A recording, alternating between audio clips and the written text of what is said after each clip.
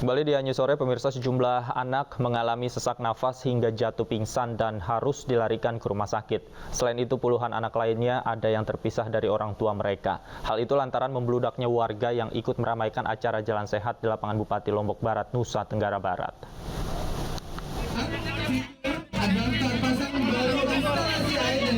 Seorang anak alami sesak nafas hingga lemas setelah dievakuasi dari kerumunan ribuan peserta Jalan Sehat di hari ulang tahun perusahaan daerah air minum Giri Menang Mataram di lapangan aula kantor Bupati setempat Minggu siang. Panitia penyelenggara langsung melarikan ke rumah sakit terdekat. Selain itu, sejumlah orang dewasa juga mengalami sesak dan pingsan karena berdesakan. Bahkan puluhan anak ada yang terpisah dari orang tuanya. Sejumlah anak-anak yang terpisah dari orang tuanya menangis dan petugas mengumpulkan mereka di bawah panggung sambil menunggu orang tua mereka datang.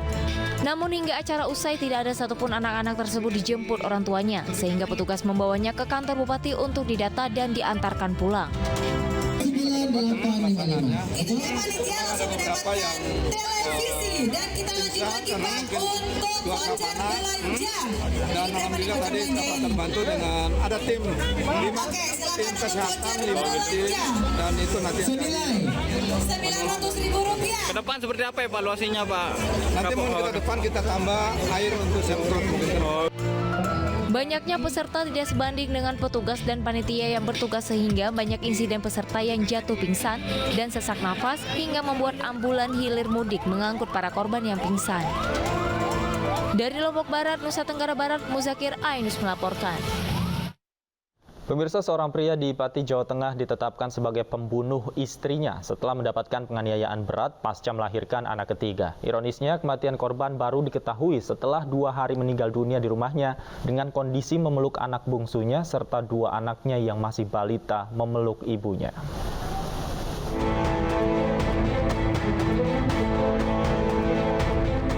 Mas Suri, 45 tahun, ditetapkan sebagai tersangka pembunuhan istrinya yang ditemukan di rumahnya di perumahan Gria Pesona, Desa Kutoharjo, Pati, Jawa Tengah. Berdasarkan hasil pemeriksaan polisi, pelaku mengaku sering melakukan kekerasan dalam rumah tangga kepada istrinya. Terakhir, pelaku menganiaya istri pada Jumat 9 Juni 2023. Belum genap sebulan korban melahirkan anak ketiganya. Berdasarkan hasil otopsi, kematian korban akibat tidak mampu menahan rasa sakit yang dideritanya akibat berulang kali dianiaya suaminya.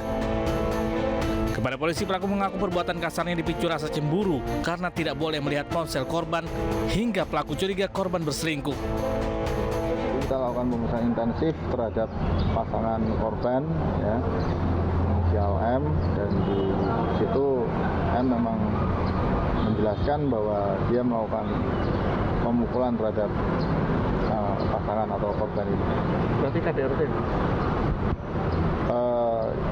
Secara umum KDRT atau ya KDRT, namun hal ini pasangan ini secara hukum atau secara sah atau tidak kami masih mendalami. Sebelumnya, Budiati, 31 tahun, ditemukan tewas di rumahnya dengan kondisi memeluk bayi yang baru dilahirkannya belum genap sebulan. Sementara 2 anaknya yang masih balita memeluk korban dari belakang. Ketiga anak korban ditemukan dalam kondisi lemah karena diduga Budiati meninggal 2 hari sebelum ditemukan. Korban pertama kali ditemukan oleh suaminya, Mas Suri, yang curiga karena 2 hari istrinya tidak memberi kabar. Sejak menikahi korban secara siri, pelaku bekerja di luar kota dan hanya pulang beberapa hari dalam seminggu.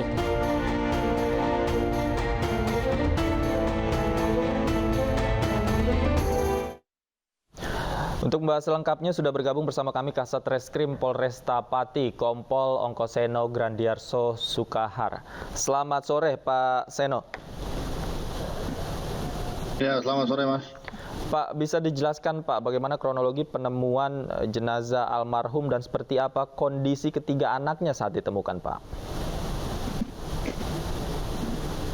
Ya, jadi kami mendapat laporan dan menemukan adanya mayat korban perempuan ini pada hari Rabu malam, ya. Kemudian pada saat itu ditemukan oleh para tetangga korban, dan untuk ketiga anaknya juga diselamatkan oleh para tetangga korban, di mana yang anak terakhir atau yang masih belum berusia 1 bulan itu dibawa dan dirawat di rumah sakit.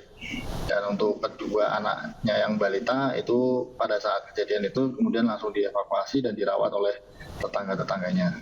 Pada saat olah TKP pun pada saat itu kita juga sambil membawakan dot bayi beserta susunya pada minumkan ke dua balitanya yang dirawat oleh tetangganya. Oke. Kemudian kami di sana juga melakukan olah TKP, melakukan pemeriksaan intensif terhadap pasangan atau suami korban ya. Dari situ kemudian kita bisa menemukan fakta bahwa korban mengalami penganiayaan berupa pemukulan dari sang suami, tepatnya di area kepala, dan hal itu juga sesuai dengan hasil otopsi di mana penyebab kematian daripada korban ini adalah adanya luka di kepala, utamanya adalah luka di dalam. Oke. Kemudian petunjuk apa Pak yang kemudian diduga kuat mengarahkan bahwa kematian dari istrinya ini adalah perbuatan dari suaminya sendiri?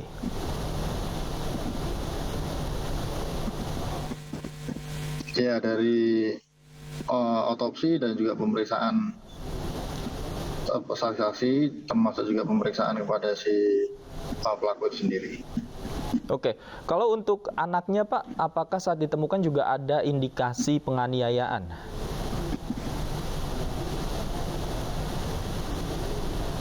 Pada saat kita temukan tidak ada indikasi penganiayaan. Hanya terhadap ibunya saja Pak ya? Ya, betul. Ya. Oke, kalau untuk motifnya Pak, ini informasi yang kami dapatkan bahwa pelaku cemburu terhadap istrinya karena bekerja di luar kota dan jarang bertemu. Betul seperti itu Pak? Ya, keterangan dari pelaku memang alasannya dia sampai menjadi emosi terhadap korban karena pelaku ingin melihat HP korban namun tidak diizinkan oleh korban. Kalau untuk penganiayaannya sendiri, sebelumnya juga sudah sempat terjadi beberapa kali, Pak? Ya, beberapa kali sudah pernah juga dilakukan oleh pelaku, baik itu menurut keterangan pelaku maupun ada saksi-saksi tetangga korban yang juga pernah melihat korban dalam kondisi lebam, utamanya di sekitar awal bulan Juni ini. Oke, untuk saat ini kondisi anak-anaknya seperti apa, Pak? Untuk saat ini yang paling kecil masih dirawat di rumah sakit ya, yang duanya sudah dirawat oleh keluarga korban. Oke, pada saat ditemukan juga indikasinya bahwa korban ini meninggal dunia 2 hari sebelumnya Pak ya. Apakah selama 2 hari ini dari tetangga kemudian warga sekitar tidak ada yang mencurigai hal ini Pak? Tidak ada ya, jadi memang betul-betul selama kurun waktu sampai diketemukan itu ketika anaknya memang jadi kurang asupan makanan. Oleh sebab itu pada saat ditemukan langsung dievakuasi dan dirawat oleh tetangganya. Oke, kalau untuk kondisi psikologis anaknya sendiri Pak, apakah sudah dilakukan pendampingan, kemudian asesmen juga sudah dilakukan oleh Polres Pati? Itu sudah kami rencanakan, namun untuk saat ini masih fokus pada recovery kesehatan dan gizinya dulu. Oke. Nanti sambil berjalan ya. Oke. Terakhir kami Pak, berencana untuk ada asesmen risiko. Baik, terakhir Pak Seno, ancaman hukuman yang akan dikenakan kepada pelaku? Ya, kami kenakan pasal 338 subsidiar 351 ayat 3 KUH pidana dengan ancamannya di atas 5 tahun. Baik, terima kasih Kompol Ongkoseno Grandiarso sudah bergabung bersama kami di iNews Sore. Selamat sore.